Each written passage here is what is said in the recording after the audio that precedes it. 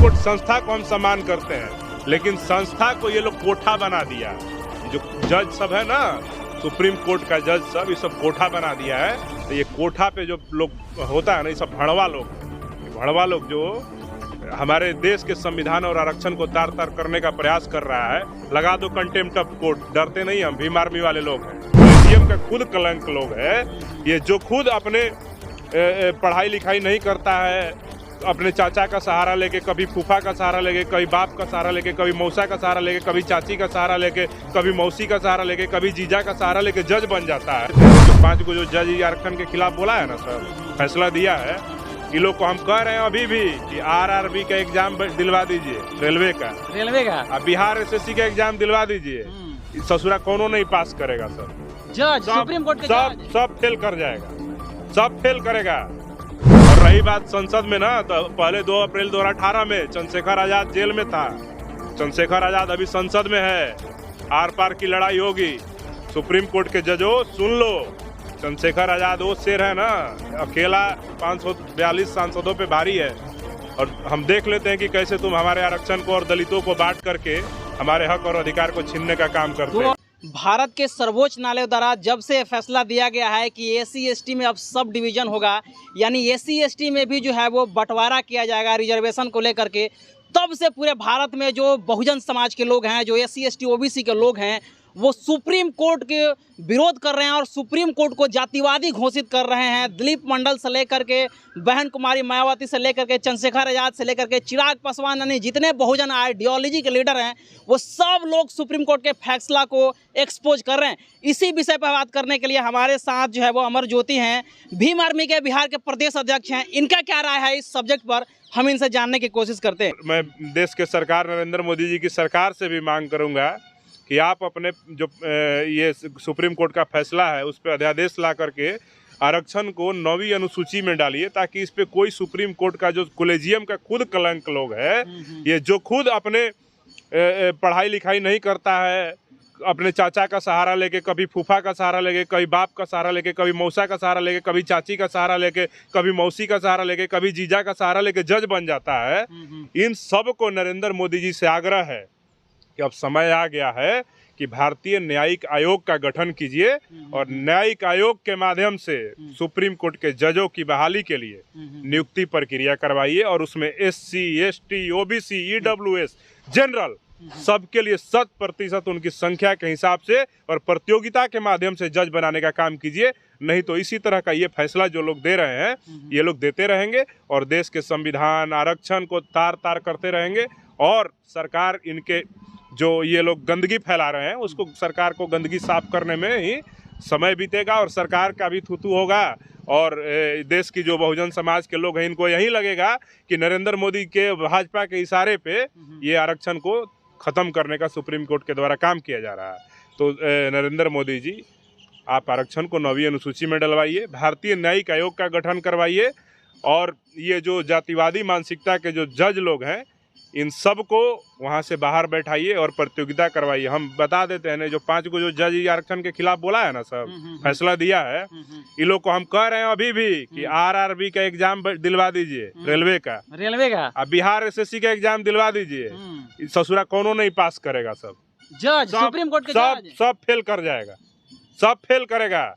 यहाँ पे 12-12 घंटा 18-18 घंटा लड़का सब तैयारी करता है, कोनो जाके कॉलेज में, कोनो जाके गांधी मैदान में, कोनो जाके जैन कॉलेज में जा करके बैठ के तैयारी करता है। 18-18 घंटा तो सब दरोगा सिपाही का बड़ी मेहनत से नौकरी पा लेता है। ये सब बिना तैयारी के, बाबूजी जज थे, जीजा जी जज थे, ये लोग जज बन जा रहा है। तो भैया ये सब के पहले एग्जाम करवाइए और ये लोग के जातिवादी जो मानसिकता है ना इसको साफ करवाइए। न्यायालय पर उंगली उठा रहे हैं आप ऐसे। न्यायालय क्या, न्यायालय का बहुत सम्मान करते हैं हम। सुप्रीम कोर्ट जो शब्द है उसका बहुत सम्मान करते हैं। सुप्रीम कोर्ट संस्था को हम सम्मान करते हैं, लेकिन संस्था को ये लोग कोठा बना दिया है। ये जो जज सब है ना, सुप्रीम कोर्ट का जज सब, ये सब कोठा बना दिया है। तो ये कोठा पे जो लोग होता है ना, ये सब भड़वा लोग हैं। ये भड़वा लोग जो हमारे देश के संविधान और आरक्षण को तार तार करने का प्रयास कर रहा है। लगा दो कंटेम्प्ट ऑफ कोर्ट, डरते नहीं हम, भीम आर्मी वाले लोग हैं। और रही बात संसद में ना, तो पहले 2 अप्रैल 2018 में चंद्रशेखर आजाद जेल में था, चंद्रशेखर आजाद अभी संसद में है, आर पार की लड़ाई होगी। सुप्रीम कोर्ट के जजों सुन लो, चंद्रशेखर आज़ाद वो शेर है ना, अकेला 542 सांसदों पे भारी है। और हम देख लेते हैं कि कैसे तुम हमारे आरक्षण को और दलितों को बांट करके हमारे हक और अधिकार को छीनने का काम करते 2 हो। अप्रैल से बड़ा आंदोलन आप लोग चेतावनी दे रहे हैं करने का? बिल्कुल करेंगे। अगर सरकार हमारी बात को नहीं सुनी, संसद में इसको अध्यादेश ला करके फिर से इनको बांटने का जो साजिश जजों के द्वारा जजमेंट दे करके राज्य सरकारों का मनोबल को बढ़ाने का काम किया गया है, अध्यादेश ला करके आरक्षण के 9वीं अनुसूची में नहीं डाला गया, 2 अप्रैल 2018 से बड़ा आंदोलन इस देश में होगा। 2 अप्रैल से बड़ा आंदोलन। नेता इस मुद्दे पर एक साथ नजर आ रहे हैं, चाहे चिराग पासवान या सभी। देखिए, सब लोग समझते हैं, आज भी बहन मायावती जी देश के सबसे बड़े राज्य का 4 बार मुख्यमंत्री रह गई। रामविलास पासवान जी, जिनके बेटे हैं चिराग पासवान, वो भी केंद्रीय मंत्री बन गए हैं, 3 बार के सांसद हैं। उनके पिताजी भी कई वर्ष तक सांसद बनते रहे, 7 बार 8 बार तक वो आजीवन वो सांसद रहे और केंद्र सरकार में मंत्री रहे। लेकिन हर बार रामविलास पासवान को इस देश की मीडिया, इस देश के बड़े नेता उनको दलित नेता कहते थे। मायावती जी को भी दलित नेता ही कहा जाता है। चंद्रशेखर आज़ाद वहाँ पे 52% से ज़्यादा मत प्राप्त किए भाजपा और इंडिया गठबंधन को हरा के, लेकिन चंद्रशेखर आज़ाद को भी दलित नेता ही कहा जाता है। तो भैया ये लोग भी सब समझ रहे हैं, जितने नेताओं का आप नाम ले रहे हैं ये लोग भी समर्थन दे रहे हैं, तो ये सब लोग भी समझ रहे हैं कि हम सांसद हो गए हैं। तो किसके वजह से सांसद है? बाबा साहब डॉक्टर अंबेडकर ने जो संविधान बनाया, संविधान के द्वारा बनाए हुए आरक्षित सीटों से जीत करके आते हैं, इसलिए सांसद हैं। आज इनको क्रीमी लेयर और तमाम तरह का व्यवस्था कर दिया जाए तो सबसे पहले तो कौन निकलेंगे इस आरक्षण वाले पैरामीटर से? चिराग पासवान से बड़ा ज़्यादा संपत्ति तो बिहार में किसी का नहीं है दलितों का, वो बाहर हो जाएंगे। मीरा कुमार से ज़्यादा तो दलितों के पास किसी का संपत्ति नहीं है, वो चुनाव नहीं लड़ पाएंगे, उनका परिवार नहीं लड़ पाएगा। और इसी तरह के जो तमाम जो नेता समर्थन में हैं, इनको अपनी कुर्सी भी खतरे में नजर आ रही है। इस वजह से ये सब लोग समझ रहे हैं। लेकिन आरक्षण का जो मूल भावना है उसको दरकिनार करके सुप्रीम कोर्ट के जजों ने जो फैसला सुनाया है वो संविधान विरोधी, आरक्षण विरोधी और बहुजन महापुरुषों के विरोधी है। इसलिए हम सब लोग इसका विरोध करते हैं और 2 अप्रैल 2018 से बड़ा आंदोलन होगा।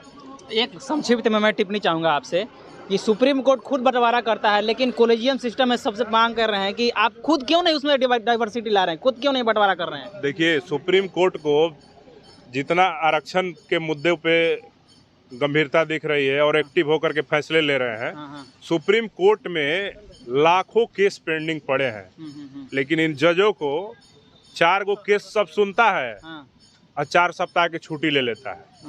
और इस देश में न्याय व्यवस्था ढीला पड़ा हुआ है, इसका सबसे बड़ा उदाहरण सुप्रीम कोर्ट है।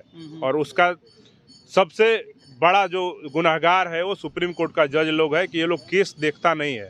4 केस देखेगा, 4 सप्ताह का छुट्टी लेगा, किसी के बर्थडे पार्टी में जाएगा, कहीं किटी पार्टी में जाएगा, कहीं किसी फंक्शन में जाएगा और वहाँ पे मौज उड़ाएगा, शराब पिएगा, गोश्त खाएगा। लेकिन ये लोग को सुप्रीम कोर्ट में जो केस पेंडिंग पड़े हैं उसको देखने का समय नहीं है। ये लोग सिर्फ और सिर्फ हमेशा जब केस खोलेगा अरे ला आरक्षण वाला केस केने है, आरक्षण वाला उठाओ, आरक्षण वाला केस पे इतने तुमको फैसला लेना है। तो भैया तेलंगाना सरकार, तमिलनाडु की सरकार ने नीट में जो तुम EWS को कर दिया जो गैर संवैधानिक है, उस पर तुम काहे नहीं फैसला ले रहे हो? उसको तुम केस की सुनवाई करके फैसला रिजर्व रखे हुए हो, कब दोगे फैसला उस पर? और ये सब लोग जो हैं इनको समझना चाहिए। अरे भाई, कौन दलित आप जिसको आप क्रीमी लेयर करके बाहर करना चाहते हैं, कौन दुसाध, चमार, धोबी, पासी किसी अपने नीचे वाले दलित को पढ़ने से रोका है कौनो? बताइए ना, कौन दलित रोकता है? आप जौन लोग शिक्षा में, हमको नौकरी में आने से लोग रोकते हैं, जो साजिश करते हैं, उनको आप कुछ नहीं कह रहे हैं। आपको ज़्यादा आरक्षण का लाभ जमीन तक पहुंचाना है, तो जिन जातियों के लोग आज भी शैक्षणिक रूप से कमजोर हैं, आरक्षण लेने के लिए भी कम से कम 10वीं पास होना चाहिए। जो स्कूल में एडमिशन नहीं लिया उसको आरक्षण तुम कैसे दे दोगे? तो सरकार को तुम निर्देश दो न रे भैया, सुप्रीम कोर्ट के जज सब, तुम सब सरकार को बोलो कि तुम लोग जो SC ST का जो सभी जाति का लोग है, सभी वर्ग का जो लोग है, जिसको तुम लाभ पहुंचाना चाहते हो, उसको 100% आरक्षण का लाभ दे करके हर विभाग में। अभी तो हमारा लोग केंद्रीय विश्वविद्यालय में प्रोफेसर नहीं है, IIT में, IIM में, NIT में, सेंट्रल सेक्रेटेरिएट में जितने भी वहाँ के मंत्रालयों के सचिव हैं, कहाँ है कोनो दलित? सब है? नहीं है।